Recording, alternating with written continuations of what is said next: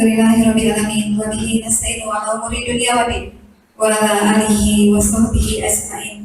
Amma ba'du. Yang saya hormati Bapak Kepala Sekolah SMK yang 1 Cipanas, yang terhormat Bapak Ibu Wakil Kepala Sekolah bidang kurikulum, bidang kesiswaan, bidang hubdin dan bidang sarana dan prasarana, yang terhormat Bapak Ibu Dewan Guru beserta staf SMK yang 1 Cipanas. Puji syukur marilah kita panjatkan kehadirat Ilahi Robbi, dikarenakan pada hari ini kita diberikan rahmat dan hidayahnya sehingga kita bisa berkumpul dalam acara Diseminasi Budaya Positif. Salawat beriring salam semoga dilimpahkan kepada junjungan Nabi besar Muhammad Sallallahu Alaihi Wasallam, kepada keluarganya, sahabatnya, hingga umatnya akhir zaman. Amin ya rabbal alamin. Acara yang selanjutnya, marilah kita buka acara ini dengan melafalkan ayatul basmalah. Bismillahirrahmanirrahim. Acara yang kedua yaitu materi diseminasi budaya positif yang akan disampaikan oleh Bapak Harun Al-Rasyid Eskom MPD dan Ibu Depa Widianingsi SPD. Materi yang pertama yang akan disampaikan oleh Bapak Harun Al-Rasyid Eskom MPD. Kepada yang terhormat saya persilahkan. Terima kasih. Nanti dulu. Mati. Bismillahirrahmanirrahim. Assalamualaikum warahmatullahi wabarakatuh. Bapak Ibu yang saya hormati, terima kasih atas kehadiran di ruangan ini dalam kegiatan diseminasi modul 1.4 tentang budaya positif, yaitu dalam kegiatan calon guru penggerak angkatan 7. Nah, di sini izinkan kami untuk memaparkan materi yang kami dapatkan dari modul 1.4 tentang budaya positif. Izin untuk memaparkan.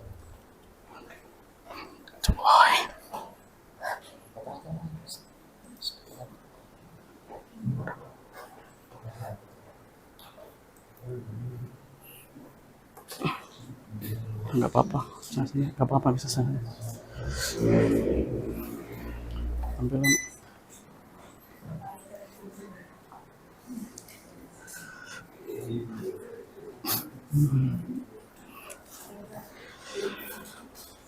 Bapak Ibu yang saya hormati, nanti kita akan mempelajari secara bersama-sama tentang disiplin positif serta nilai-nilai kebajikan universal. Nah, di sini diharapkan setelah kita mempelajari ini, nanti kita bisa menerapkan di kelas kita masing-masing, baik untuk diri sendiri maupun untuk siswa, terutama untuk sekolah kita. Ada suatu teori yang disampaikan oleh Stephen R. Covey mengatakan bahwa bila kita ingin membuat kemajuan berlahan, sedikit demi sedikit, ubahlah sikap atau perilaku kita. Namun, bila kita ingin memperbaiki cara-cara utama kita, maka kita perlu mengubah kerangka acuan kita. Ubahlah bagaimana kita melihat dunia, bagaimana kita berpikir tentang manusia, ubahlah paradigma kita, skema pemahaman dan penjelasan aspek-aspek tertentu tentang realitas. Jadi untuk melakukan perubahan memang tidak bisa langsung, tapi melalui tahapan demi tahapan.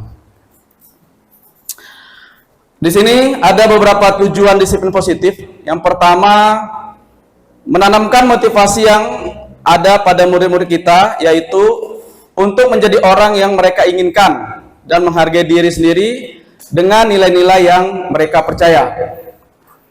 Yang kedua, ketika murid-murid kita memiliki motivasi, mereka telah memiliki motivasi intrinsik, yaitu motivasi dari dalam diri yang berdampak jangka panjang, motivasi yang tidak akan terpengaruh pada adanya hukuman atau hadiah.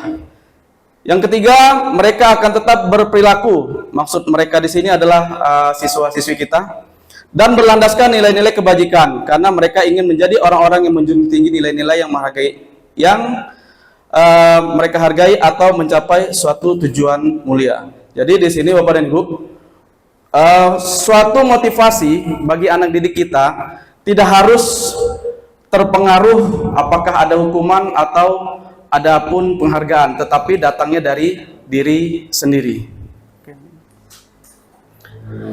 Ki Hajar Dewantara menyatakan bahwa di mana ada kemerdekaan, disitulah harus ada disiplin yang kuat.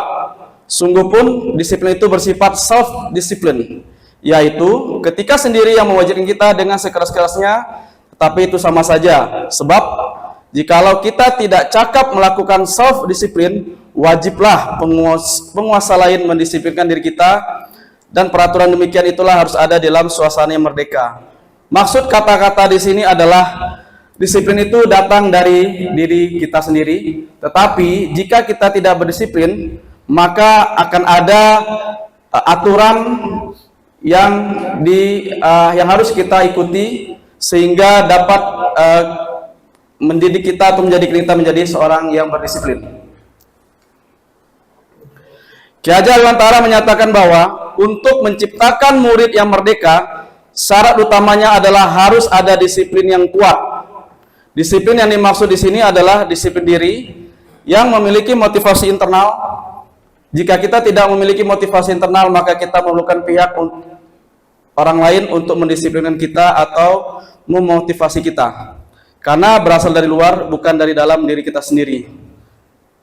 Disiplin sebagai bentuk kontrol diri, yaitu belajar untuk mengontrol diri kita agar dapat mencapai tujuan mulia. Jadi untuk mendapatkan tujuan mulia, baik kita sebagai guru maupun anak didik kita, harus kita terapkan salah satunya untuk mendapatkan nanti tujuan mulia atau yang kita cita-citakan. Disiplin diri dapat membuat seseorang menggali potensinya menuju kepada sebuah tujuan mulia, sesuatu yang dihargai dan bermakna. Disiplin juga dapat mengontrol diri kita serta menciptakan anak-anak yang memiliki disiplin diri sehingga mereka bisa berperilaku dengan mengacu pada nilai-nilai kebajikan universal dan memiliki motivasi intrinsik bukan ekstrinsik. Jadi kita harapkan anak-anak kita motivasi untuk berdisiplin itu bukan dari luar, tetapi dari kesadaran atau dari dalam dirinya sendiri. Next.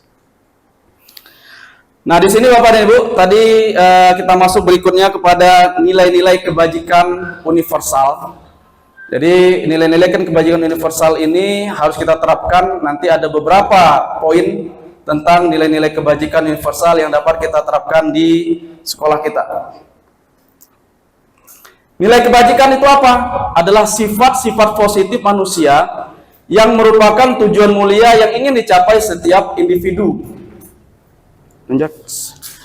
Nilai-nilai kebajikan yang diyakini seseorang, maka motivasi intrinsiknya akan terbangun sehingga menggerakkan motivasi dari dalam untuk dapat mencapai tujuan mulia yang diinginkan. Nah, di sini Bapak dan Ibu ada beberapa nilai-nilai kebajikan. Mungkin Bapak dan Ibu baru akhir-akhir ini mengetahui hanya mungkin satu kebajikan saja, yaitu tentang kebajikan profil pelajar Pancasila. Tetapi banyak nilai-nilai kebajikan. Yang pertama ada profil pelajar Pancasila. Terdiri pertama beriman dan bertakwa kepada Tuhan Yang Maha Esa dan berakal mulia, mandiri, bernalar kritis, berkebinekaan global, bergotong royong serta kreatif. Berikutnya ada lagi AIBO Primary Youth Program. Ya, ada tentang kebajikan, tentang toleransi, rasa hormat, integritas, mandiri, menghargai, sampai dengan kerjasama. Berikutnya nilai kebajikan ada lagi tentang 9 pilar karakter, yaitu cinta Tuhan dan segenap ciptaannya, kemandirian dan tanggung jawab, kejujuran, hormat dan santun, dermawan dan suka menolong, lalu gotong royong. Nah, di sini ada juga lagi ada nilai-nilai kebajikan, ada nilai kebajikan petunjuk seumur hidup dan keterampilan hidup, dapat dipercaya sampai dengan terbaik dari diri. Terus ada lagi empati, suara hati, kontrol diri sampai dengan kebaikan. Next. Bapak Ibu yang saya hormati, di sini ada proyek-proyek nilai kebajikan yang akan kita terapkan nanti di sekolah, baik secara langsung maupun tidak langsung.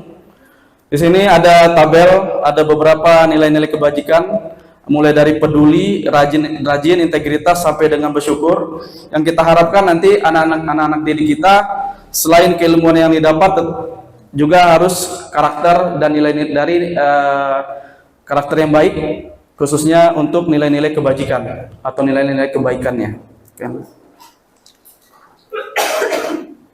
Berikutnya kita masuk kepada teori motivasi, hukuman, penghargaan, dan restitusi.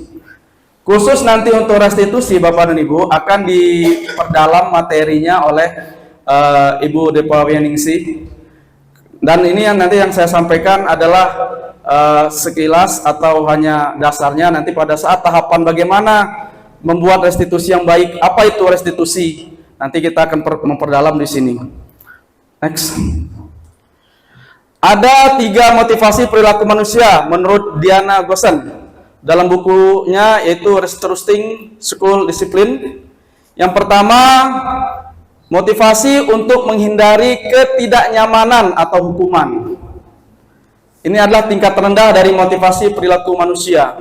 Nah, ini yang poin pertama ini yang sering kita hadapi terhadap siswa dan siswi kita. Ya, kenapa? Karena mereka termotivasi itu sepertinya sampai hari ini hanya takut kepada hukuman, sehingga mereka tidak bisa membantah atau mengikuti, padahal hati mereka kadang-kadang memberontak. Nah, itu ada 3 motivasi. Next. Yang kedua, motivasi untuk mendapatkan imbalan atau penghargaan dari orang lain. Di sini orang berperilaku untuk mendapatkan imbalan atau penghargaan dari orang lain.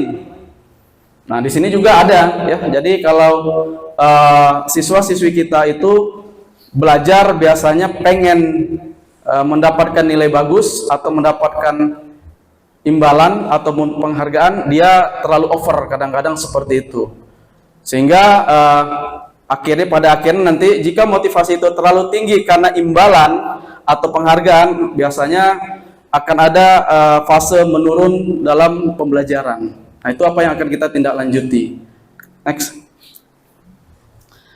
Berikutnya, untuk menjadi orang yang mereka inginkan dan menghargai diri sendiri dengan nilai-nilai yang mereka percaya. Jadi yang ketiga, orang dengan motivasi ini akan bertanya, akan menjadi orang seperti apa bila saya melakukannya. Nah, ini adalah motivasi yang membuat seseorang memiliki disiplin positif.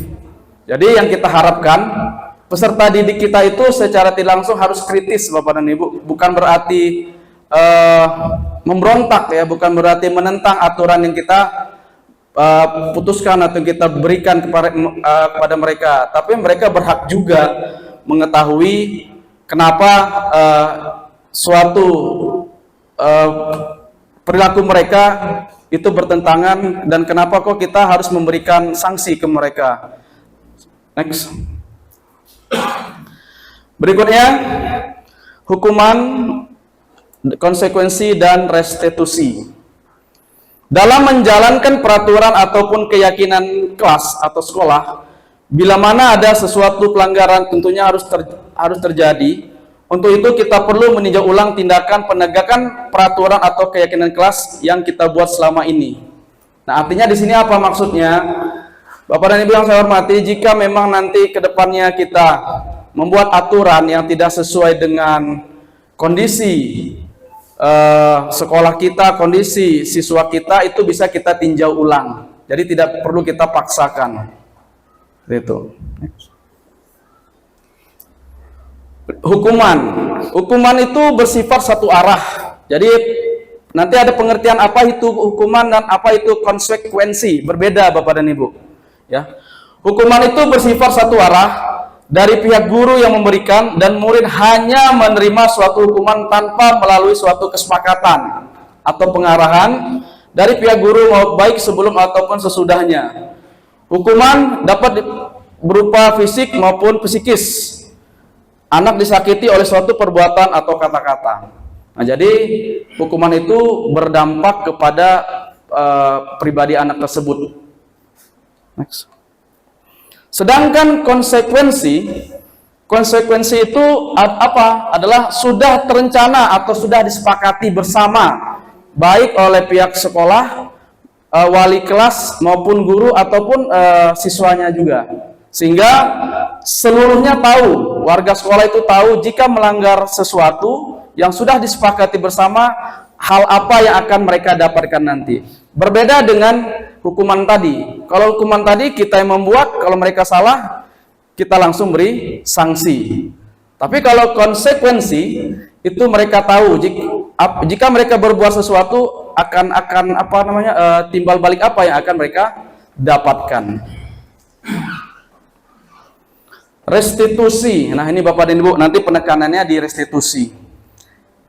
Kita sudah mendengar Bapak dan Ibu, guru susah, berbeda dengan mengajak zaman dulu dengan zaman sekarang. Kalau dulu siswa yang nakal atau siswa yang tidak mengikuti peraturan, kita bisa menghukum mereka dengan misalnya memukul, menampar dan sebagainya. Tetapi sekarang kita ditekankan bagaimana seorang siswa itu jika melakukan suatu kesalahan, mereka dapat memperbaiki kesalahan mereka sendiri, sehingga mereka bisa kembali ke kelompoknya dengan karakter yang lebih kuat. Maksudnya di sini apa Bapak dan Ibu? Kalau nanti kita temukan salah seorang siswa kita melakukan kesalahan, jangan ada kata-kata penghukuman, tetapi kembalikan ke mereka, bertanya ke mereka maunya apa, terus kira-kira solusinya apa untuk merubah perilaku mereka. Nah, nanti untuk restitusi ini akan disampaikan mendalam lebih oleh Ibu Deva. Lanjut. Nah, di sini Bapak dan Ibu, di sini ada tabel. Ini sini ada hukuman, di sini ada identitas sukses. Nah, di hukuman ini kita jangan bangga memberikan anak hukuman. Kita jangan berbangga memberikan hukuman, karena semakin banyak kita memberikan hukuman ke anak, maka kita dianggap gagal. Nah, ya. Yang ditujukan apa? Yang diminta apa pada saat ini adalah bagaimana anak melakukan disiplin itu secara sadar, secara yang keluar dari hatinya, bukan yang mereka lakukan secara terpaksa, karena kalau tidak mereka lakukan mendapatkan hukuman. Seperti itu. Next. Banyak. Ya, ini juga bisa Bapak Ibu lihat, ini ada beberapa.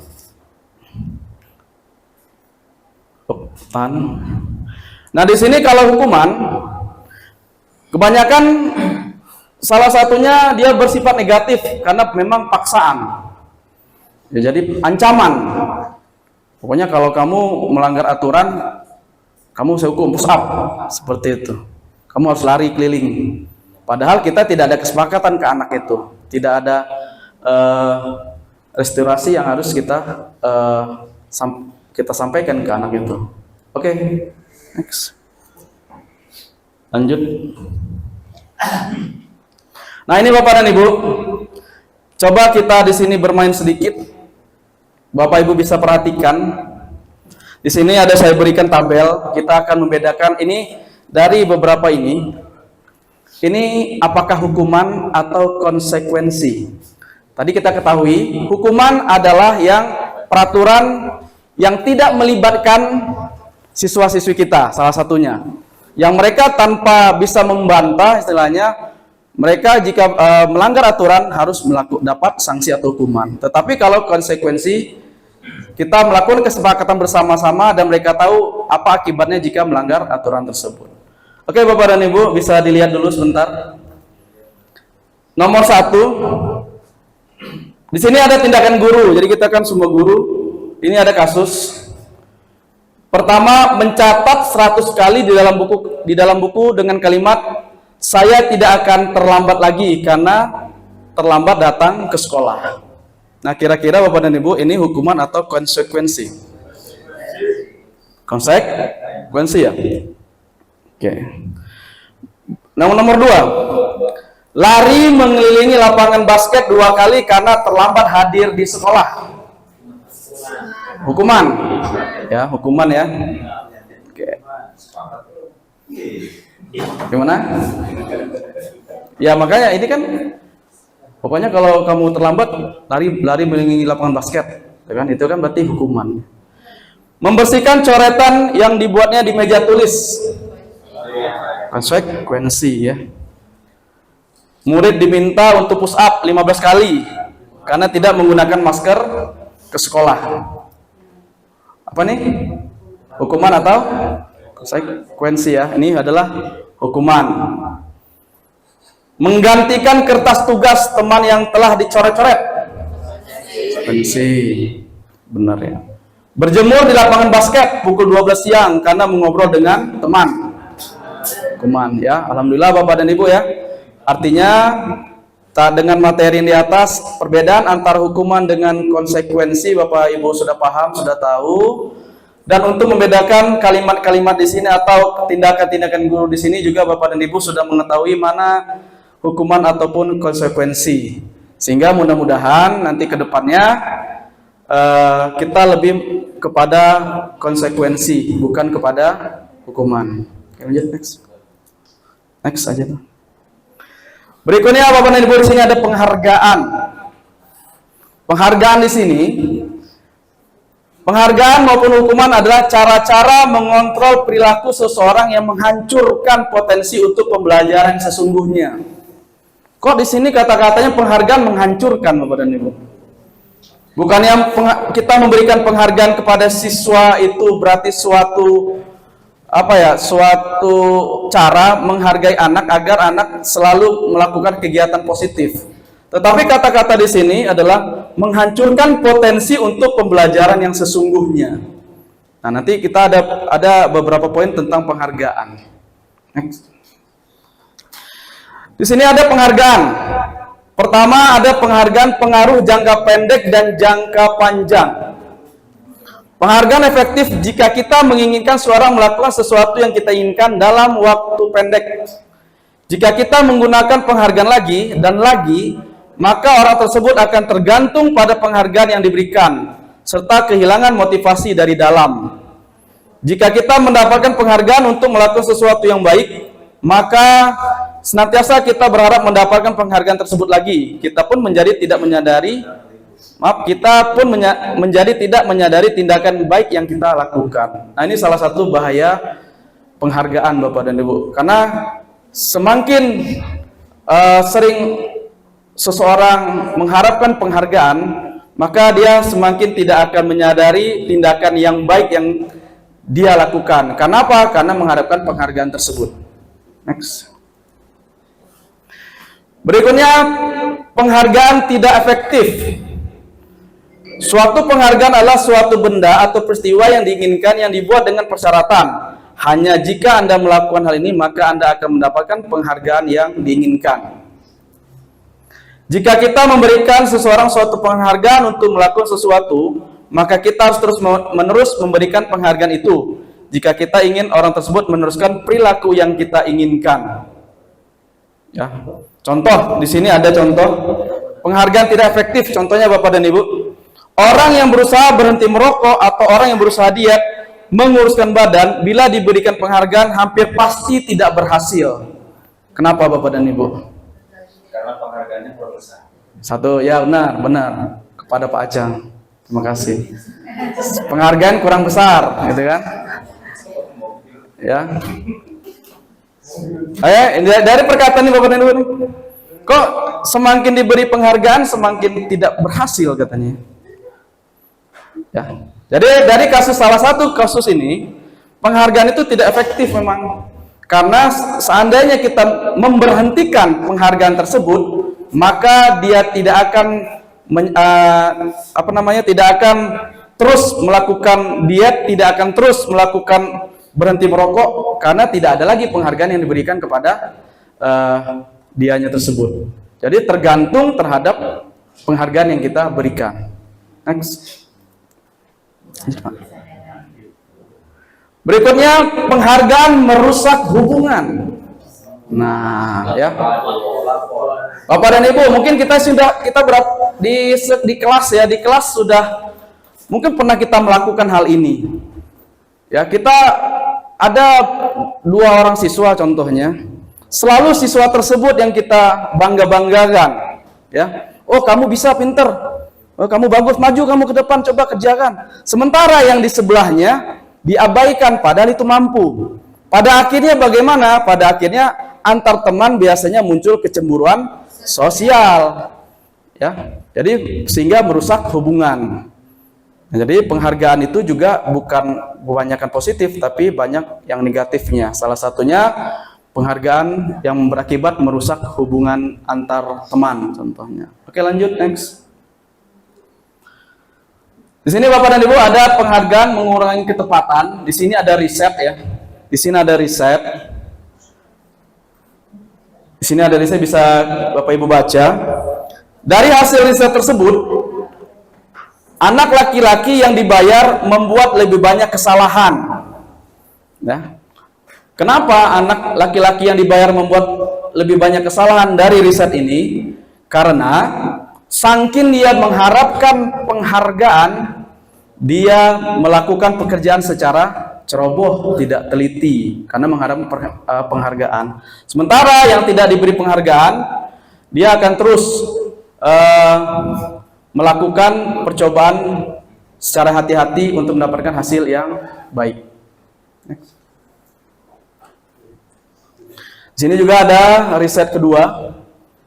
Anak diminta mengingat kata tertentu, kemudian mereka diminta mengambil kartu yang berisi kata-kata yang diingat tersebut setiap kali muncul. Berapa anak diberikan permen setiap mereka memberikan jawaban yang benar, dan sebagian yang lain hanya diberitahu saja bila jawaban mereka. Apa hasilnya dari riset ini yang diberikan penghargaan? Anak-anak yang mendapatkan permen jawabannya banyak yang tidak tepat dibandingkan anak-anak yang hanya diberitahu jawabannya tapi jawabannya benar. Itu seperti Bapak Ibu ya. Jadi penghargaan itu juga bisa membuat kita menjadi seorang yang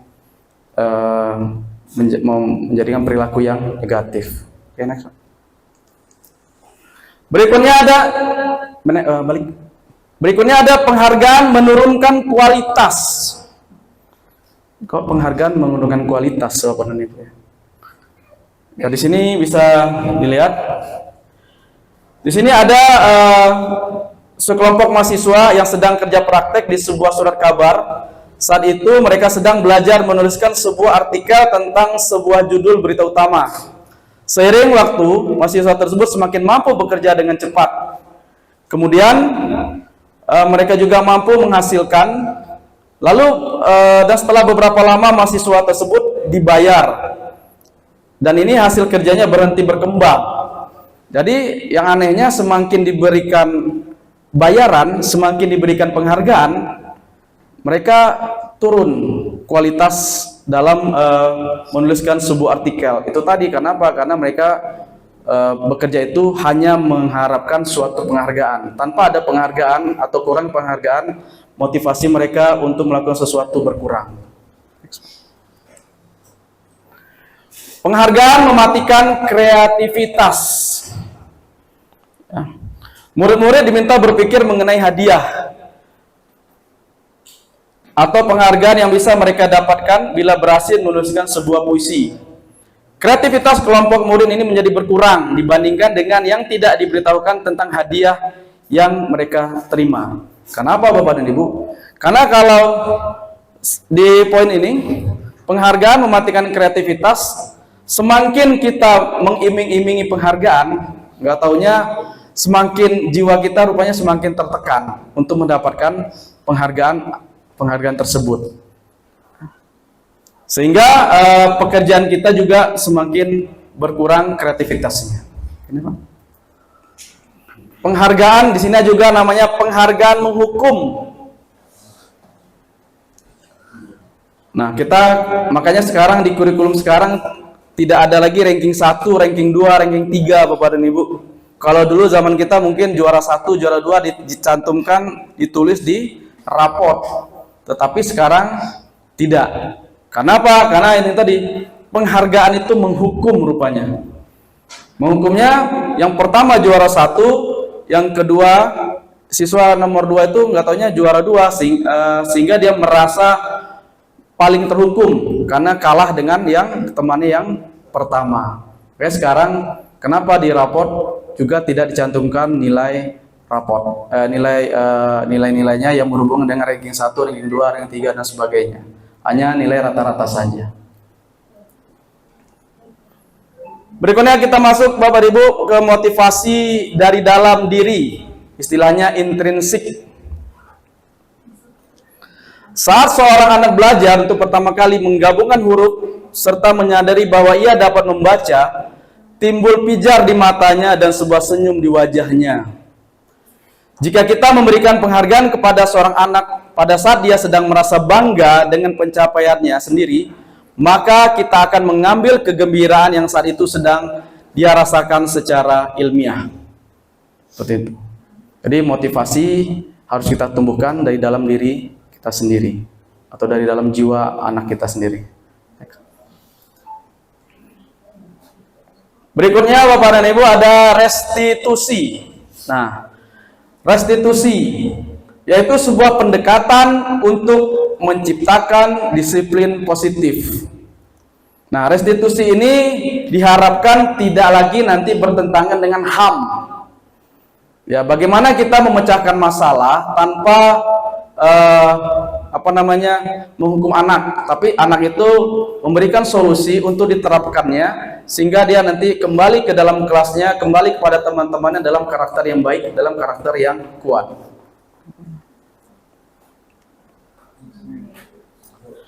Bapak dan Ibu, di sini ada pertanyaan, bisa Bapak Ibu kita jawab bersama-sama. Dalam sebuah acara pesta ulang tahun, teman Anda memecahkan gelas. Apakah Anda akan membiarkan dia membayar harga gelas yang dipecahkannya? Tidak. Gimana Bapak dan Ibu? Kira-kira? Tidak. Nah iya, benar. Kebanyakan kita seperti itu nanti ya, itu. Berarti tidak kita memakluminya ya. Ya, gelas inilah ngapain gitu kan, ini itu ya. Oke, berikutnya. Bapak Ibu sudah berjanji kepada salah seorang teman, nggak taunya temannya nggak datang. Ya, Bapak Ibu sudah memesan taksi, Bapak Ibu berangkat naik taksi. Nah, pertanyaannya di sini, apakah Bapak Ibu meminta uang untuk membayar taksi tersebut kepada teman Bapak Ibu yang tidak datang atau tidak menepati janji tersebut? Tidak ya, tetap memaklumi ya? Oh, memaklumi, baik berarti, mantap. Ya, jadi seperti itu ya. Jadi kita banyak maklumnya, ya kita banyak toleransinya. Tetapi maklum dan toleransi itu juga nanti pada akhirnya ada berdampak ke kita juga sendiri. Next. Nah, batin. Sebagai seorang guru, ketika murid kita melakukan kesalahan, tindakan mana yang akan kita lakukan? Pertama, menunjukkan kesalahannya dan memintanya melihat kesalahannya baik-baik. Biasanya ini yang kita lakukan. Yang kedua, mengatakan, kamu seharusnya tahu bagaimana kamu harusnya bertindak. Ya, Bu.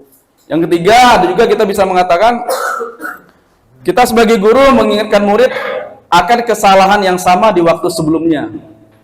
Berikutnya, bisa juga kita bertanya kepada siswa kita, kenapa kamu melakukan sesuatu yang seharusnya tidak kamu lakukan? Ya. Berikutnya adalah mengkritik dan mendiamkannya. Nah, hal-hal yang poin-poin ini sudah biasa kita lakukan Bapak dan Ibu. Tetapi ini bisa menjatuhkan karakter anak, jiwa anak, karena ini melakukan salah satu tindakan yang tidak tepat.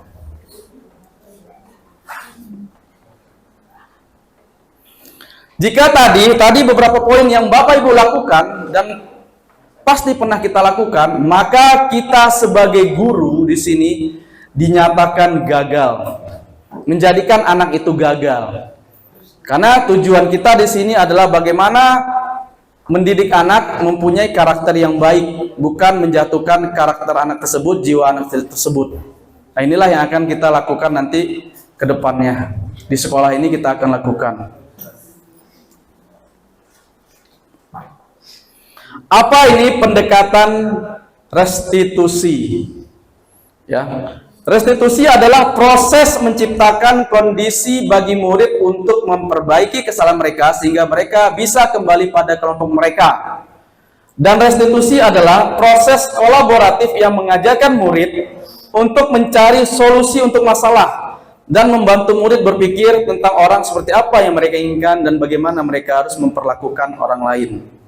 Nah, jadi Bapak dan Ibu, restitusi ini tujuannya adalah memberikan kesempatan kepada siswa kita untuk memecahkan masalah mereka dan mereka juga menjalankan dari solusi yang mereka berikan, bukan berupa hukuman yang selama ini kita lakukan untuk menerapkan suatu aturan. Restitusi membantu murid menjadi lebih memiliki tujuan, disiplin positif, dan memulihkan dirinya setelah berbuat salah. Melalui pendekatan restitusi, ketika murid berbuat salah, guru akan menanggapinya dengan mengajak murid berefleksi tentang apa yang dapat mereka lakukan untuk memperbaiki kesalahan mereka sehingga mereka menjadi pribadi yang baik dan menghargai dirinya. Ya, nanti untuk lebih lanjutnya akan diterangkan oleh ke pemateri kedua. Ada beberapa ciri-ciri restitusi yang membedakannya dengan program disiplin lainnya. Pertama, restitusi bukan untuk menebus kesalahan, namun untuk belajar dari kesalahan. Ketika murid berbuat salah, guru tidak mengarahkan untuk menebus kesalahan. Karena biasanya setelah menebus kesalahan, orang yang berbuat salah akan merasa sudah selesai dengan situasi ini, sehingga mereka lega, seolah-olah mereka tidak pernah melakukan. Nah, ini yang membuat kita melihat kok siswi kita sekarang dihukum, besok mengulangi lagi. Nah, ini kita selama ini selalu berhubungan dengan kata-kata hukuman. Nah, tapi dengan restitusi ini, bagaimana kita sebagai seorang guru bukan mencari kesalahan siswanya, tapi mereka dapat belajar dari kesalahannya dengan cara apa? Dengan cara kita tuntun anak tersebut. Berikutnya, restitusi memperbaiki hubungan. Restitusi juga membantu murid-murid dalam hal yang mereka inginkan menjadi orang seperti apa dan bagaimana yang mereka ingin diperlakukan, sehingga murid menjadi jujur pada diri sendiri. Nah, ini Bapak dan Ibu, restitusi ini yang kita harapkan pada saat anak melanggar aturan misalnya, mereka menyampaikan itu secara jujur, tidak berbohong. Tetapi dengan kejujuran itu kita jangan marah. Ya, jangan, Pak, kamu kenapa terlambat? Betus ban, Pak, atau kempes ban. Ah, nggak mungkin. Seperti itu. Mana buktinya? Sementara anak itu tidak membawa HP contohnya. Berarti kan kita punya keraguan ke anak, sehingga anak keesok harinya jika mereka terlambat, mereka pasti akan melakukan kebohongan. Mereka akan mencari alasan. Tidak, karena mereka beranggapan, saya saja sudah jujur menyampaikan tidak dipercaya, mendingan sekalian bohong. Nah, itu akan kita hindari Bapak dan Ibu melalui kegiatan restitusi. Restitusi adalah tawaran, bukan paksaan. Ya, restitusi adalah tawaran, bukan paksaan. Bila guru memaksa proses restitusi, maka murid akan bertanya, apa yang akan terjadi kalau saya tidak melakukannya? Maka dari itu Bapak dan Ibu, restitusi ini diharapkan kita sebagai guru bukan memaksa anak untuk melakukan perubahan, tetapi kita sharing ya, atau berbagi kepada anak, dan anak itu memberikan solusi kira-kira untuk memecahkan masalah mereka, apa yang akan mereka lakukan dan apa yang akan mereka laksanakan nanti untuk memecahkan masalah yang mereka hadapi saat ini. Restitusi menuntun untuk melihat ke dalam diri. Dalam proses restitusi, kita akan melihat adanya ketidakselarasan antara tindakan murid yang berbuat salah dan keyakinan mereka tentang orang seperti apa yang mereka inginkan. Jadi intinya restitusi tidak mencari kesalahan, tetapi menuntun murid-murid kita untuk melihat ke dalam diri mereka kesalahan apa yang bisa mereka dengan kesalahan yang mereka perbuat, solusi apa yang mereka bisa lakukan. Seperti itu Bapak dan Ibu. Restitusi mencari kebutuhan dasar yang mendasari tindakan. Ya, biasanya untuk membantu murid mengenali kebutuhan dasarnya, guru bisa meminta mereka mengenali perasaannya. Nah, biasanya kalau perasaan sedih dan kesepian biasanya butuh cinta, Bapak dan Ibu. Jadi kalau mereka sedih, mereka sepi, dekatin. Yang jomblo juga bisa tuh, ya, dekatin. Ya mungkin mereka butuh cinta dan kasih sayang. Jika mereka takut akan kelelahan, kelaparan, mereka biasanya tidak aman.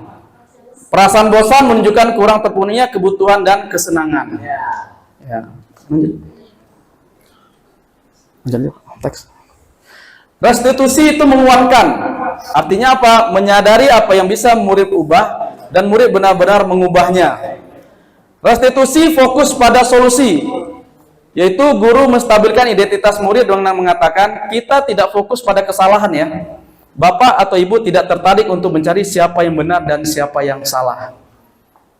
Berikutnya, restitusi mengembalikan murid yang berbuat salah pada kelompoknya sudah dalam atau mempunyai karakter yang kuat.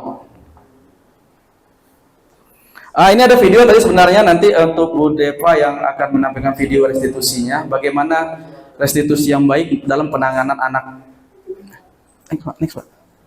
Next aja, Pak. Nah, ini Bapak dan Ibu, keyakinan kelas. Nah, ini yang akan nanti Bapak dan Ibu lakukan juga di dalam kelas. Ya, keyakinan kelas. Keyakinan kelas itu sama juga seperti kita kesepakatan kelas, Bapak dan Ibu.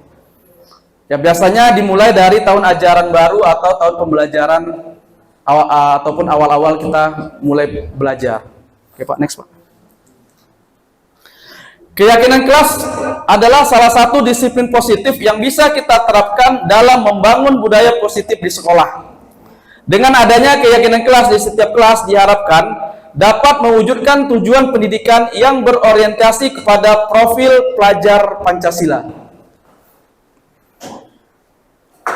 Tujuan keyakinan kelas, ya, tujuan keyakinan kelas yang akan dibuat. Pertama, menumbuhkan budaya positif dengan kesepakatan kelas. Yang kedua, menumbuhkan peserta didik untuk melakukan pembiasan positif di kelas ataupun di sekolah. Yang ketiga, menumbuhkan sikap tanggung jawab pada diri peserta didik atas pemilihan aspirasi idenya melalui kesempatan kelas. Yang keempat, menumbuhkan rasa saling menghargai diri sendiri dan orang lain. Nah, di sini juga ada ciri-ciri keyakinan kelas. Pertama, bersifat lebih abstrak daripada peraturan yang lebih rinci dan konkret. Kedua, keyakinan kelas berupa pernyataan-pernyataan universal yang dibuat dalam bentuk kalimat positif. Yang ketiga, keyakinan kelas tidak dibuat dalam jumlah banyak sehingga mudah diingat dan dipahami oleh semua warga kelas.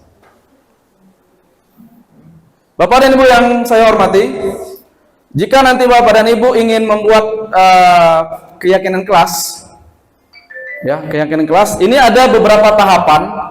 Yang pertama, Bapak dan Ibu mempersilahkan murid-muridnya bercurah pendapat tentang peraturan yang perlu disepakati di kelas. Jadi Bapak dan Ibu mengarahkan, oh kita pengennya apa ya di kelas ini supaya kelas ini nyaman misalnya, supaya kita belajarnya bagus, supaya di sini kalian saling menghargai misalnya. Nah, itu Bapak Ibu jelaskan. Yang kedua, mencatat semua masukan para murid atau warga sekolah di papan tulis atau di kertas besar, di mana semua anggota kelas bisa melihat hasil curah pendapat. Jadi setelah Bapak Ibu menjelaskan tentang keyakinan kelas yang mau kita capai, maka Bapak dan Ibu bisa menulis di papan tulis atau menggunakan kertas berwarna kecil atau namanya food apa nih ya, kertas ya, yang kertas burem besar itu ya. Nah, seperti itu. Berikutnya, setelah itu Bapak dan Ibu menginstruksikan kepada anak-anaknya menulis keinginan mereka di kelas, sehingga nanti akan terwujud disiplin positif yang akan dijalankan secara bersama-sama. Setelah itu mereka menempelkan di depan kelas. Tugas Bapak dan Ibu merangkum, oh kira-kira ini sama nggak poinnya, dijadikan dalam satu kalimat atau dalam satu kesepakatan kelas. Berikutnya, jika Bapak dan Ibu menemukan kalimat negatif yang disampaikan oleh anak, maka Bapak dan Ibu bisa merubahnya menjadi kalimat positif. Misalnya anak itu membuat jangan berlari di kelas atau koridor. Maka keyakinan kelas harus berkalimat positif, yaitu berjalanlah di kelas atau koridor. Berikutnya, tinjau kembali daftar curah pendapat yang sudah dicatat. Yang kelima, tinjau ulang keyakinan kelas atau keyakinan sekolah secara bersama-sama. Nah, maksudnya sampai poin 5 ini maksudnya adalah nanti anak-anak mulai dari Bapak Ibu arahkan, mulai anak siswa kita menulis di kertas, menempelkan, sampai merangkum hal-hal yang sudah mereka yakini untuk kita jalankan di kelas. Maka Bapak dan Ibu sebelum disepakati bersama, maka harus ditinjau ulang secara bersama-sama untuk disepakati bersama. Yang terakhir adalah, atau kegiatan terakhir adalah, setelah ditinjau ulang, maka seluruh seluruh warga sekolah atau warga kelas, mulai dari guru sampai dengan siswanya, mensepakati dan menyetujui keyakinan kelas yang tadi dibuat secara bersama-sama. Salah satunya apa? Ditandai dengan penandatanganan kertas keyakinan kelas, mulai dari guru yang bersangkutan maupun perwakilan kelas melalui ketua kelas. Nah, setelah itu bagaimana keyakinan kelas yang kita buat? Maka kita tempelkan di dinding kelas, sehingga siswa-siswi kita jika ingin melakukan sesuatu, mereka akan beracuan atau berpatokan kepada keyakinan kelas yang telah diterapkan. Ini Bapak dan Ibu, ada videonya. Saya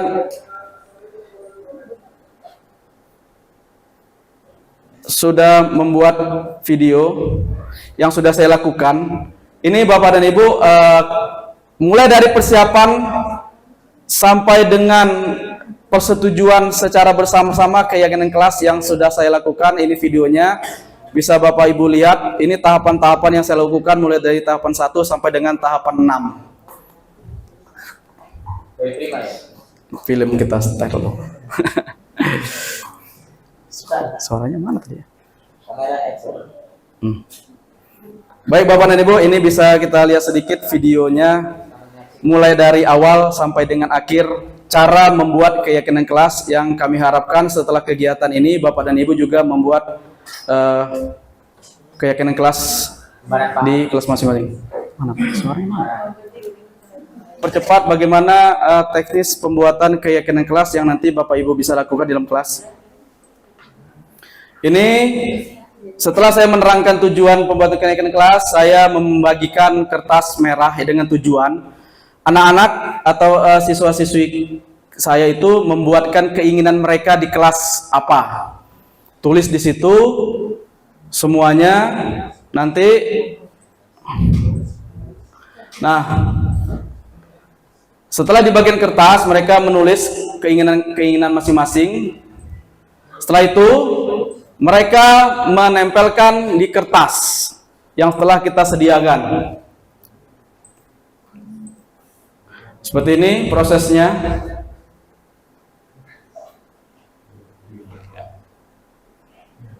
Nah, setelah mereka menempelkan kertas dari ide-ide mereka, maka tugas kita lah untuk meninjau pendapat mereka atau yang mereka inginkan, kita rangkum. Kalau ada yang sama, berarti kita jadikan satu keinginan, ditulis di kertas yang lain. Seperti ini Bapak dan Ibu. Ini prosesnya. Setelah itu kita bacakan.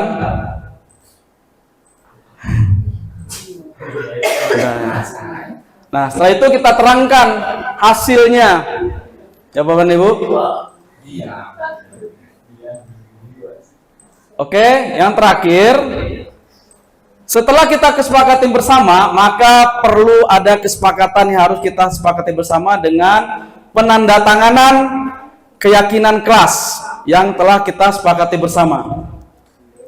Nah ini saya sebagai guru menandatangani kesepakatan kelas itu, dan perwakilan siswanya juga menandatangani kesepakatan kelas yang akan kita jalankan bersama. Seperti ini.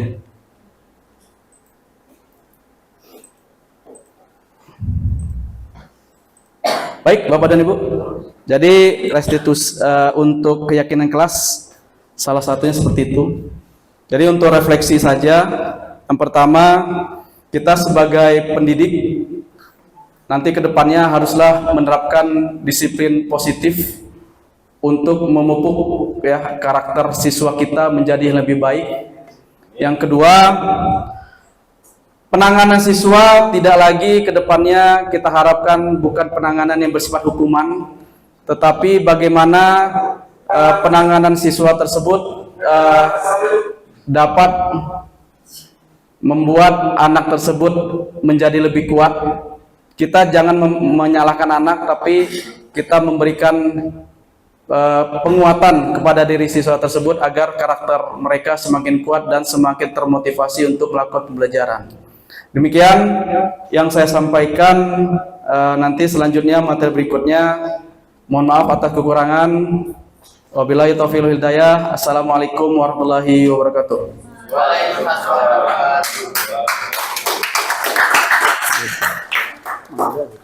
Dan keyakinan kelas.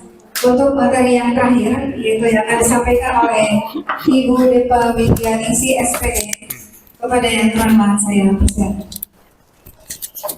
Saya akan melanjutkan materi berikutnya, yaitu tentang kebutuhan dasar manusia dan dunia berkualitas. Nah, untuk kebutuhan dasar manusia ini, kita mulai dari teori kontrol, bahwa seluruh tindakan manusia itu memiliki tujuan tertentu. Semua yang kita lakukan adalah usaha terbaik kita untuk mendapatkan apa yang kita inginkan. Jadi ketika kita mendapatkan apa yang kita inginkan, itu sebenarnya kita sedang berusaha memenuhi salah satu kebutuhan dasar kita. Tapi ketika seorang murid melakukan sesuatu yang bertentangan dengan nilai-nilai kebajikan tadi, yang sudah disampaikan oleh Pak Harun, atau melanggar peraturan, maka hal itu sebenarnya dikarenakan mereka gagal. Gagal dalam hal apa? Gagal dalam hal memenuhi kebutuhan dasar mereka. Nah, apakah kebutuhan dasar manusia tersebut? Jadi ada 5 kebutuhan dasar manusia. Yang pertama, kebutuhan untuk bertahan hidup. Yang kedua, kebutuhan akan kasih sayang dan rasa diterima. Ketiga, kebutuhan akan kebebasan. Keempat, kebutuhan akan kesenangan. Dan kelima, kebutuhan akan penguasaan. Kita akan membahas satu persatu. Yang pertama, kebutuhan untuk bertahan hidup atau survival. Adalah kebutuhan yang bersifat fisiologis untuk bertahan hidup. Misalnya, kesehatan, rumah, makanan. Kemudian kebutuhan untuk reproduksi juga itu termasuk kebutuhan biologis, itu masuknya kepada kebutuhan untuk bertahan hidup. Kemudian ada komponen psikologisnya pada kebutuhan bertahan hidup ini, yaitu kebutuhan akan perasaan aman, kasih sayang dan rasa diterima, atau kebutuhan untuk diterima. Nah, kebutuhan ini dan 3 kebutuhan yang berikutnya yang nanti akan saya sampaikan, itu adalah kebutuhan psikologis. Kalau yang pertama tadi, kebutuhan apa? No, termasuknya kebutuhan Kasih sayang. kebutuhan bertahan hidup itu kebutuhan fisiologis, ya, kebutuhan fisik.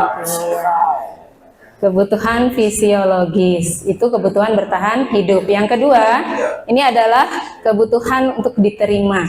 Ini termasuk kebutuhan psikologis. Jadi kebutuhan untuk disayangi, diterima, termasuk kebutuhan untuk hubungan, koneksi sosial itu termasuk keinginan untuk tetap terhubung dengan orang lain, seperti dengan teman, keluarga, pasangan hidup, teman kerja, atau binatang peliharaan juga itu, atau kelompok di mana kita tergabung. Itu adalah kebutuhan akan kasih sayang atau rasa diterima.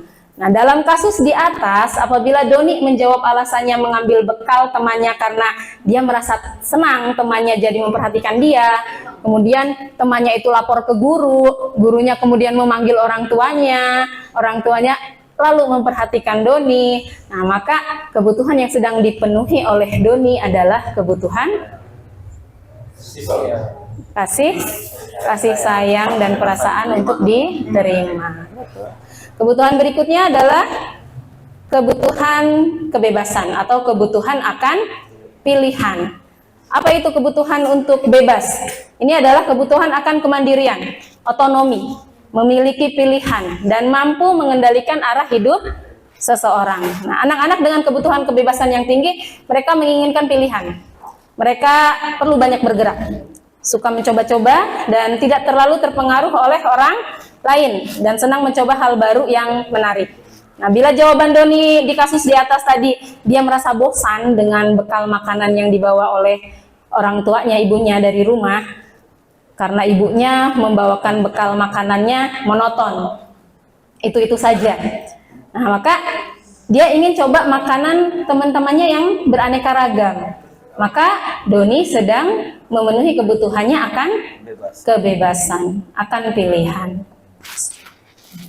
Berikutnya kebutuhan akan kesenangan atau kebutuhan untuk merasa senang. Ini adalah untuk mencari kesenangan, bermain, dan tertawa.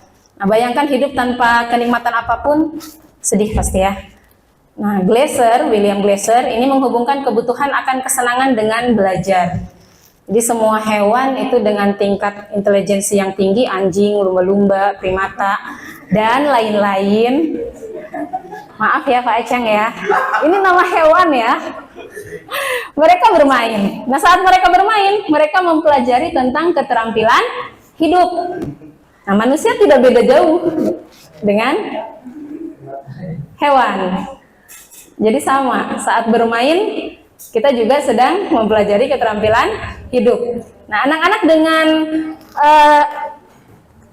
kebutuhan dasar kesenangan yang tinggi biasanya ingin menikmati apa yang dilakukan.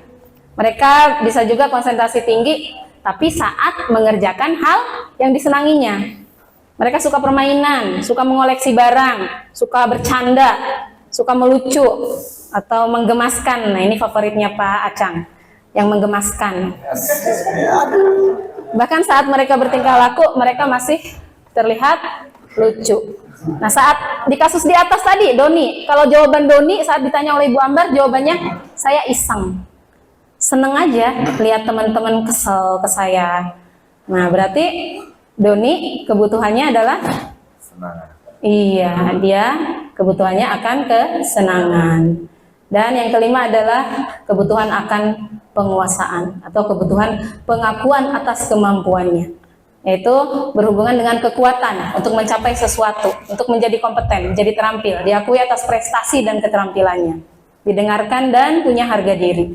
Nah, kebutuhan ini meliputi keinginan untuk dianggap berharga. Anak-anak yang memiliki kebutuhan dasar akan penguasaan yang tinggi biasanya selalu ingin menjadi pemimpin. Mereka juga suka mengamati, suka coba-coba hal yang baru, dan merasa kecewa bila melakukan kesalahan.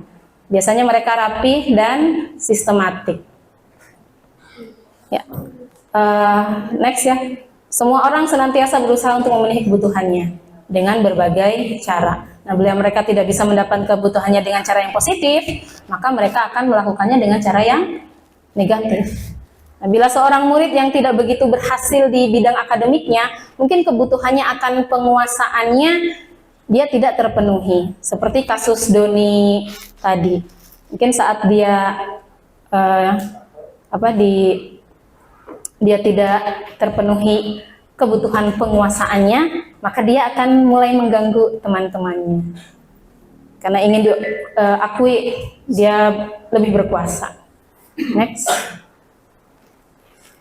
Untuk konsep 5 kebutuhan dasar manusia ini tidak hanya berlaku bagi anak-anak atau murid-murid, tapi berlaku juga bagi manusia dewasa. dalam setting sekolah tentu saja pelakunya adalah pendidik dan tenaga kependidikan. Ini juga Glasser menyatakan bahwa kapasitas untuk berubah itu ada di dalam diri kita. Jika kita dapat mengidentifikasi kebutuhan apa yang mendorong perilaku kita, maka perubahan perilaku positif itu dapat dimulai dengan mencari solusi untuk memenuhi kebutuhan tertentu dengan cara yang positif. Dan kita sampai di dunia berkualitas. Apa itu dunia berkualitas? Dunia berkualitas ini adalah tempat khusus dalam pikiran kita, tempat kita menyimpan gambaran representasi dari semua yang kita inginkan. Bisa berisi orang-orang, tempat, hal-hal apa saja yang terbaik untuk hidup kita. Dan ini akan membuat kita merasa bahagia saat terpenuhi kebutuhan dasar kita. Nah, Dr. William Glasser ini menyebutnya seperti semacam album foto, sehingga isinya tidak akan terlalu banyak, hanya akan terdiri dari beberapa hal yang sangat penting, yang sangat signifikan, dan benar-benar terbaik dalam hidup kita. Nah, kebutuhan dasar ini bersifat lebih umum dan universal. Kebutuhan dasar ya, maaf. Sedangkan dunia berkualitas itu lebih unik dan personal. Nah, murid kita juga punya gambaran dunia berkualitas mereka. Nah, tentunya sebagai guru, kita ingin mereka memasukkan hal-hal yang bermakna dan nilai-nilai kebajikan yang dijelaskan oleh Pak Harun tadi ke dalam dunia berkualitas mereka. Nah, bila kita sebagai guru dapat membangun interaksi yang memberdayakan dan memerdekakan murid, maka murid akan meletakkan dirinya sendiri sebagai individu yang positif dalam dunia berkualitas. Karena mereka menghargai nilai-nilai kebajikan. Next. Nah, ini tugas untuk di rumah saja ya, karena waktu sudah sore. Nanti di rumah silahkan buat lingkaran, kemudian di dalamnya jawab pertanyaan-pertanyaan berikut. Siapa orang-orang yang paling penting dalam hidup Anda? Nah, nilai-nilai kebajikan apa yang terpenting dalam hidup Anda? Kalau momom pasti Pak Agus ya.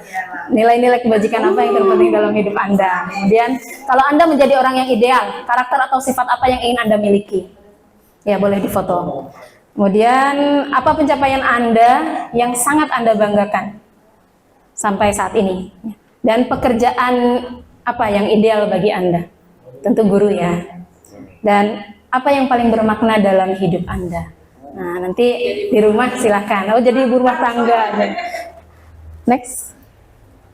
Nah, setelah belajar mengenai dunia berkualitas, mari kita pikirkan bagaimana kira-kira murid-murid kita dan guru-guru di sekolah ini selama ini meletakkan sekolah dan pengalaman mereka di sekolah sehubungan dengan dunia berkualitas. Apakah ada di dalamnya atau di luar dari dunia berkualitas murid-murid dan kita sebagai guru?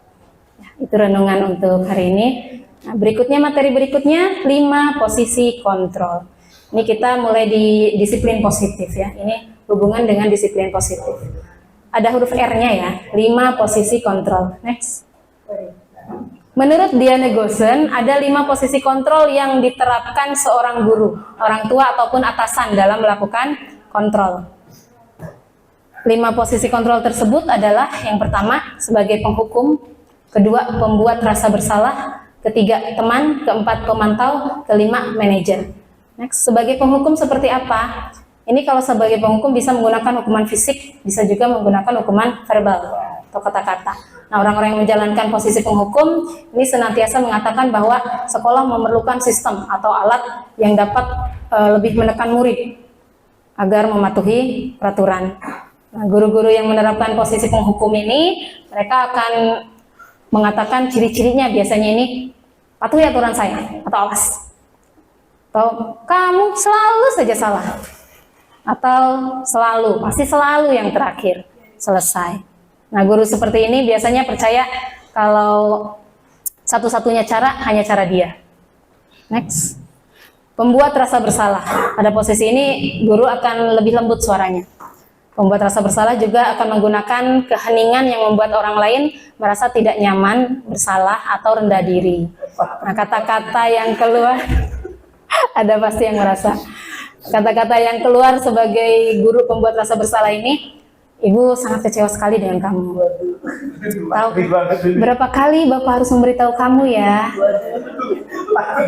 Gimana coba kalau orang tua kamu tahu kamu berbuat begini? Dan di posisi ini murid akan memiliki penilaian diri yang buruk tentang diri mereka. Murid-murid akan merasa tidak berharga dan karena merasa telah mengecewakan orang-orang yang disayanginya. Next. Nah, posisi yang ketiga adalah sebagai teman. Guru pada posisi ini tidak akan menyakiti murid, namun akan tetap berupaya mengontrol murid melalui persuasi, melalui pendekatan. Posisi teman pada guru bisa negatif, tapi bisa juga positif. Positif di sini berupa hubungan baik yang terjalin antara guru dan murid. Nah, guru di posisi teman ini biasanya kalimatnya seperti ini. Ayo bantulah demi Bapak ya. Atau ya, bukan rahasia ya, Patri. Atau, ayo ingat tidak bantuan Bapak selama ini. Nah, ya sudah, kali ini tidak apa-apa. Nanti Ibu bantu bereskan. Hal negatifnya apa dari posisi teman ini? Jadi bila suatu saat guru tidak mau membantu, murid akan kecewa dan berkata, saya pikir Bapak atau Ibu teman saya. Sehingga murid akan merasa dikecewakan dan tidak mau lagi berusaha. Ini negatifnya.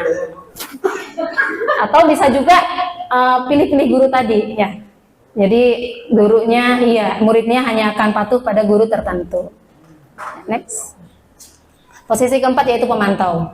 Memantau berarti mengawasi. Nah, pada saat kita mengawasi, kita bertanggung jawab atas perilaku orang-orang yang kita awasi. Posisi pemantau berdasarkan pada peraturan-peraturan, konsekuensi. Dengan menggunakan sanksi, konsekuensi, kita dapat memisahkan hubungan pribadi dengan murid. Nah, sebagai seorang yang menjalankan posisi pemantau, kalimat yang diucapkan biasanya peraturannya apa? Apa yang telah kamu lakukan? Sanksi atau konsekuensinya apa? Kayaknya Bu Nina pengen bilang saya banget ya. Nah, seorang pemantau sangat mengandalkan perhitungan. Biasanya ada catatan, ada data. Mungkin ini kesiswaan ya. Stiker, slip, atau daftar cek. Nah, posisi pemantau sendiri berawal dari teori stimulus respon. Nah, ini teori stimulus respon ini yang ingin coba diubah dalam budaya positif. Jadi kita beralih dari posisi stimulus respon ke posisi kontrol. Next. Nah, posisi terakhir. Ini adalah pencapaian kita seharusnya. Kita adalah ada di posisi manajer.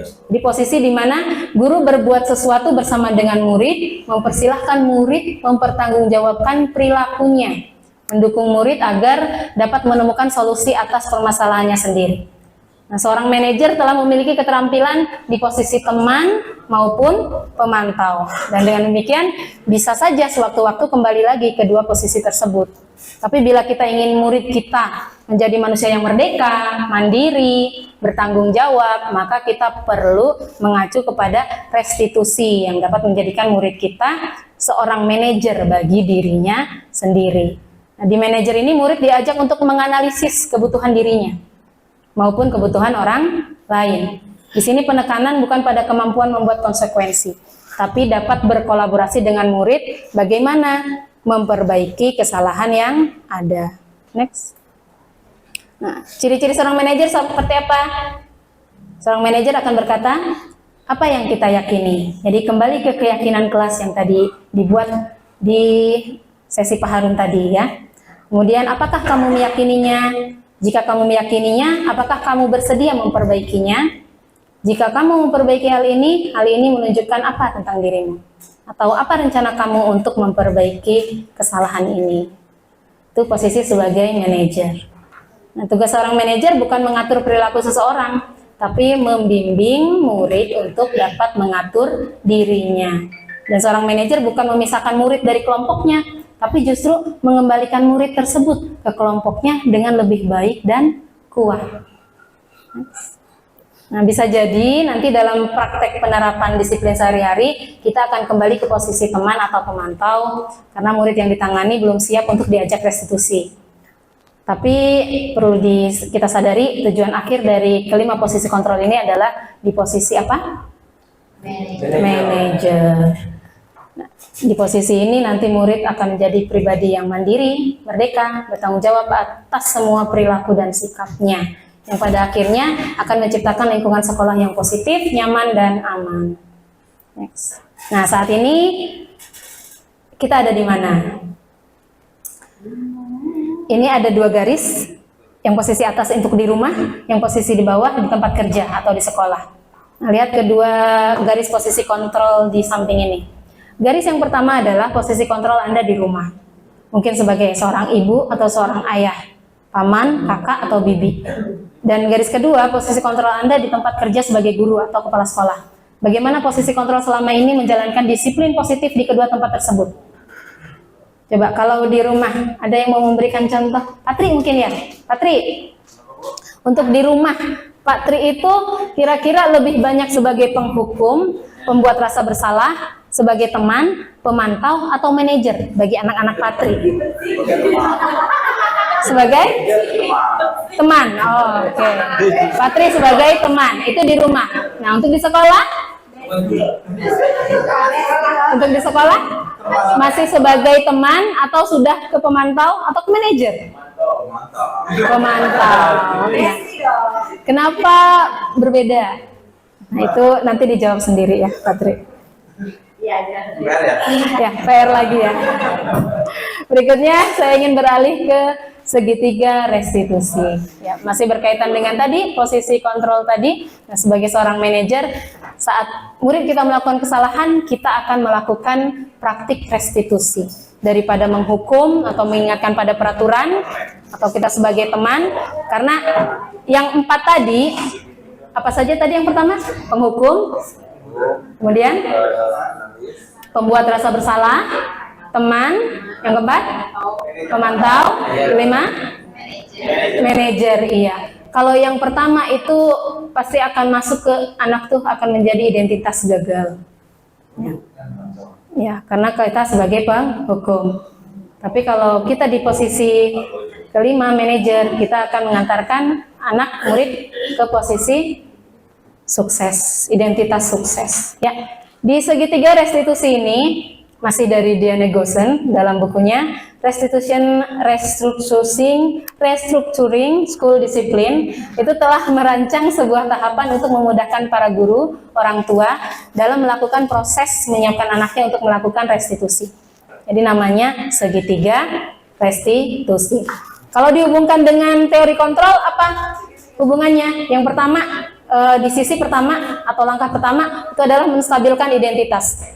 Ini berdasarkan teori kontrol bahwa kita semua akan melakukan hal terbaik yang bisa kita lakukan. Setuju ya? Kita semua akan melakukan hal terbaik. Langkah kedua, validasi tindakan yang salah. Ini berdasarkan teori kontrol bahwa semua perilaku memiliki alasan. Dan yang ketiga, menanyakan keyakinan. Kita semua memiliki motivasi. Next. Next. Yang pertama, menstabilkan identitas. Bagaimana cara melakukannya? Dari menstabilkan identitas ini. Ini adalah bagian dasar dari segitiga restitusi. Yaitu bertujuan untuk mengubah identitas anak dari orang yang gagal karena melakukan kesalahan menjadi orang yang sukses. Kita ingin anak menjadi reflektif, maka kita harus meyakinkan si anak dengan cara mengatakan kalimat-kalimat seperti ini. Berbuat salah itu tidak apa-apa. Berbuat salah itu manusiawi. Tidak ada manusia yang sempurna. Atau saya juga pernah melakukan kesalahan seperti itu. Atau kita bisa menyelesaikan ini. Atau bisa juga dengan kalimat, Bapak Ibu tidak tertarik mencari siapa yang salah, tapi Bapak Ibu ingin mencari solusi dari permasalahan ini. Itu tahap pertama, menstabilkan identitas. Tahap kedua, next, validasi tindakan yang salah. Nah, menurut teori kontrol, semua tindakan manusia itu memiliki maksud tertentu. Nah, seorang guru yang memahami teori kontrol akan mengubah pandangannya tadi dari teori stimulus respon ke cara berpikir proaktif yang mengenali tujuan dari setiap tindakan.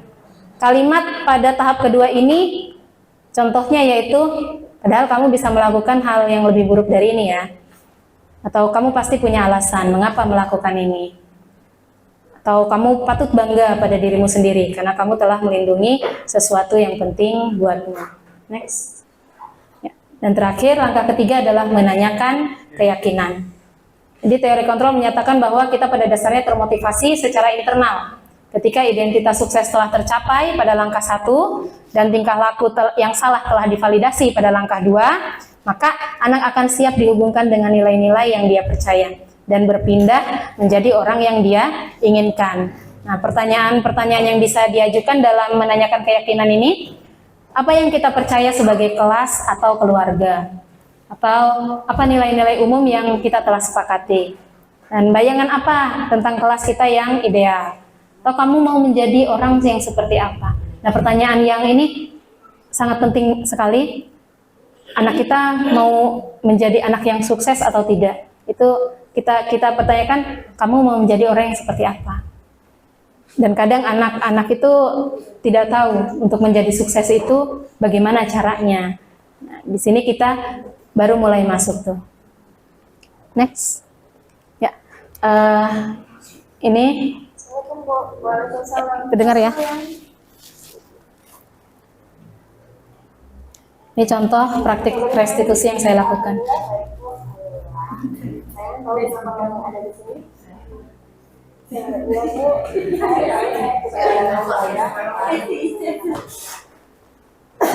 Yang pasti punya alasan kenapa tidak seragam. Ya Bu, tadi saya terlambat bangun, terus saya terburu-buru, jadi saya lupa kalau seragam kami silakan. Ya, manusiawi kalau kita lupa. Tapi mungkin tadi tidak terlambat datang ke sekolah ya. Ya Bu, nanti kita bisa terlambat. Nah, sekarang coba kita lihat Kayak pakai ini tapi jadi apa? Nggak dubbing langsung. Tapi ininya kayak lagi delay. Jadi pimpinan atau pimpinan yang kurang sesuai dengan tindakannya. Ya sebenarnya saya sangat menghargai kedisiplinan Bu.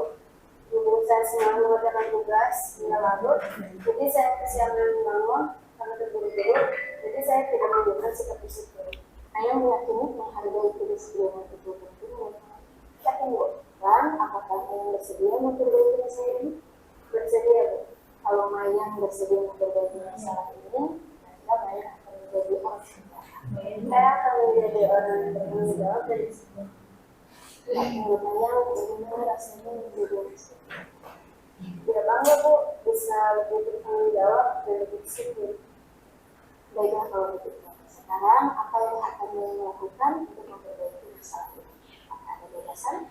Saya akan membuat jadwal belajar dari aku dan juga mempersiapkan baju seragam di provinsi. Baiklah Mayang, diharap kedepannya Mayang akan menjadi pribadi yang lebih dekat. Siap Bu. Sekarang silahkan Mayang kembali ke kelas. Terima kasih banyak Bu. Assalamualaikum. Ya. Oke, materi kita pada hari ini sampai pada video ini. Terima kasih banyak. Mohon maaf jika ada salah kata atau perbuatan. Saya akhiri dengan wassalamualaikum warahmatullahi wabarakatuh.